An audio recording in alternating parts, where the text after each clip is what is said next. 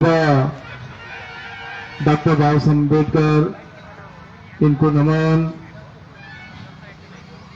All India Buddhist forum के banner तले यहाँ उपस्थित भिक्षु संघ, उपासक उपासिकाएं संघ, आप सभी को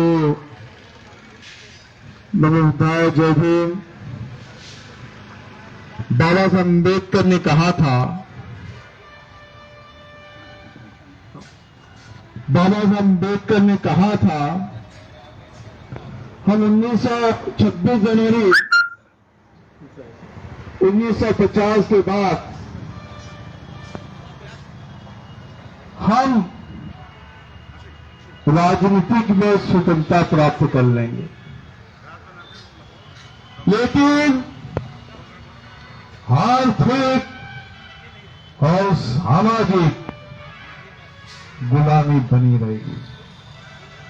आप खुद सोचिए, क्या आपको सामाजिक, आर्थिक और धार्मिक ये आजादी है? यही आजादी की लड़ाई चल रही है। 26 जनवरी 1949 को बाबा साहब अम्बेडकर ने कहा था, 1950 में हम राजनीतिक तौर पर समानता हासिल कर लेंगे, लेकिन आर्थिक और सामाजिक और धार्मिक असमानता बनी रहेगी। बाबा साहब अम्बेडकर ने कहा था। बताइए, आर्थिक, सामाजिक और धार्मिक विषमताएं, असमानताएं है कि नहीं है? अगर सामाजिक और धार्मिक समानता होती तो यहां आप बैठे होते क्या? नहीं बैठे होते। आपके साथ में इस देश में रहने वाले बहुजन समाज, मूल निवासी के साथ में सामाजिक विषमताएं हो रही है, भेदभाव हो रहा है। वो भेदभाव की लड़ाई के लिए यहां बैठे हैं। क्या आपको धार्मिक आजादी है? क्या आप अपने स्वतंत्र भारत में अपने वाणी से अपनी बात रखने की आजादी है?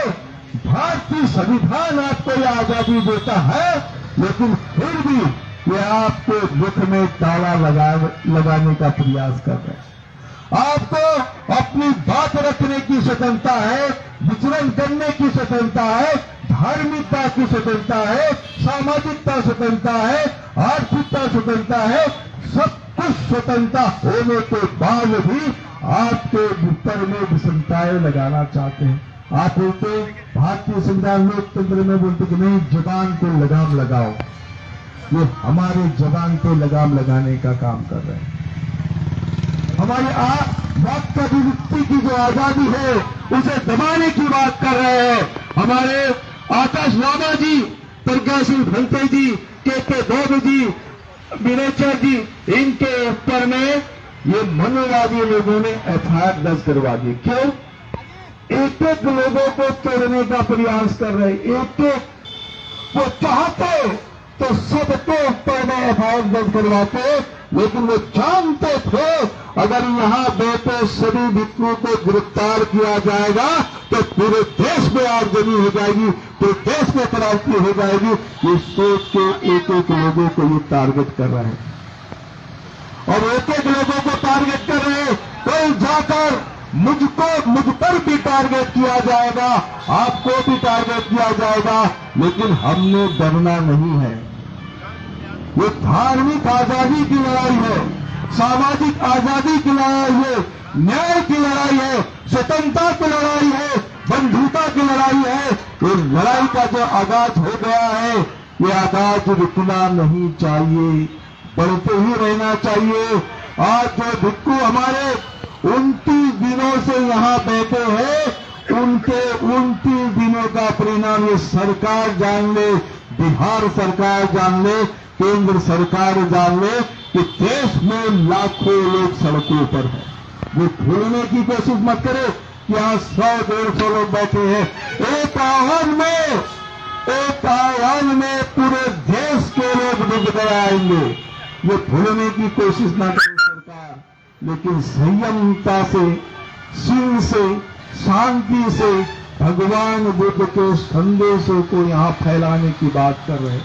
भगवान बुद्ध के मानवता को, संदेश को फैलाने के लिए जो महाबोधि महाविहार जो कब्जे में है, 1949 का जो एक्ट है, उस असंवैधानिक एक्ट को खत्म करने के लिए जो भिक्षु यहाँ बैठे हैं, एक भिक्षु क्रांतिकारी है।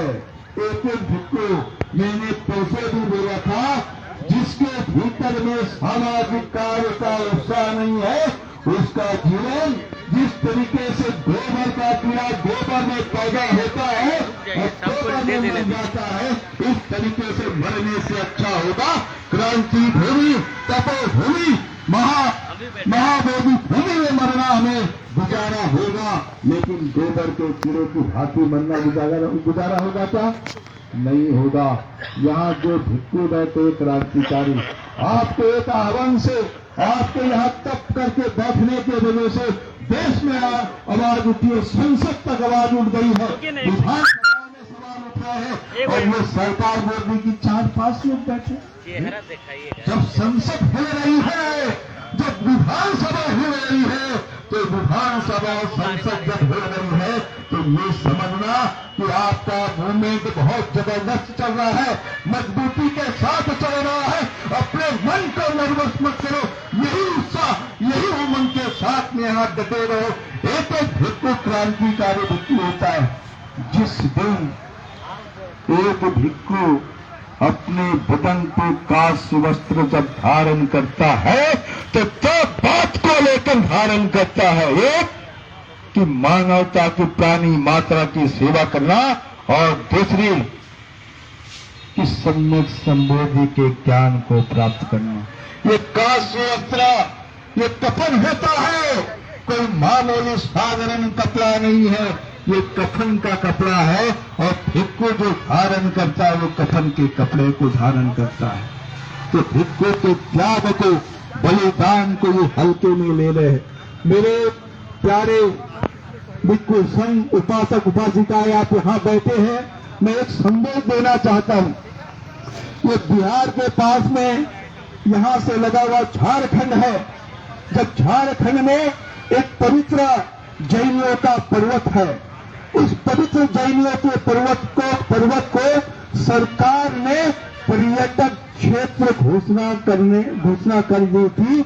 उसे पर्यटक क्षेत्र बना रहे थे, लेकिन स्वतंत्र दिगंबर जो भी जैन समुदाय के लोग आवाज उठाए, हमें नहीं चाहिए पर्यटक क्षेत्र, हमें नहीं चाहिए सुविधा, क्योंकि वो जानते हैं कि पर्यटक क्षेत्र होगा तो यहाँ बहुत सारे होटल, खाने पान का ये चीजें उत्पन्न होगी, और ये क्षेत्र की जो धार्मिक भावना है, वो पूजा पाठ की भावना है, वो खत्म हो जाएगी। तो जैनी लोगों ने बहुत जम से आवाज उठाए, नहीं ये हमारा पूजा ही स्थल होना चाहिए। और हम मांग क्या करते अपनी जगह के लिए कि सरकार इसको पर्यटक बना दे, इसको सुविधा दे दे। लेकिन वो जैन लोगों ने मांग की है क्या? वो जैन लोग बोले हमको कोई सुविधा नहीं चाहिए, ये हमारी पर्वत, ये पहाड़ जो है, इसकी पवित्रता उसी रूप में रहना चाहिए, पूजा के स्थल पे रहना चाहिए, आपकी कोई सुविधा नहीं चाहिए, ऐसा आवाज उन्होंने उठाए। लेकिन विश्व के लोग जहां इस भूमि को माथा टेकने के लिए आते हैं, विश्व के लोग ये सोचते हैं कि भारत भूमि में मेरा जन्म नहीं हुआ, लेकिन फिर भी इस भारत भूमि में मैं एक बार जाकर महाबोधि महाविहार को मैं वंदन करूंगा, अपना माथा टेकूंगा, ये उसकी भावना होगी। और जो शांति होना चाहिए, वो शांति को खत्म कर दिया गया। यहाँ से 5 किलोमीटर के दायरे में पूरा शांति होना चाहिए। लेकिन बुद्ध की तपोभूमि होने के नाते लोग यहाँ के शोर